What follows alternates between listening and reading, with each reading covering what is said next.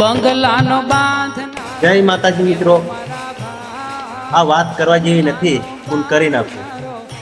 હમણાં મેં રસ્તામાં આવતો હતો ને, તે 15 થી 16 17 વર્ષનો છોકરો, ફૂલો એકદમ પલ્સર હતી 220 મોટી ગાડી હતી, એની સ્પીડ 80-90 હતી એવું લાગે, બહુ ફાસ્ટ હતું. તો આગળ કોઈ ગાડીની, કોઈ પાછળની, એની ગાડી કંટ્રોલ નહીં રહી એટલે ગાડી 60 મેં તૂટી ગઈ. એની શું દશા થઈ ગઈ, બરીક સિક્કી જેવું લાગે નાઇનર. એટલે ભાઈ થોડી ગાડી ધ્યાનથી હાંકો. તમારા બી પરિવાર રાહ જોતા હોય. તમારી માને પૂછી લેજો દેશી ભાષામાં, એ મને કઈ રીતે મોટો કર્યો.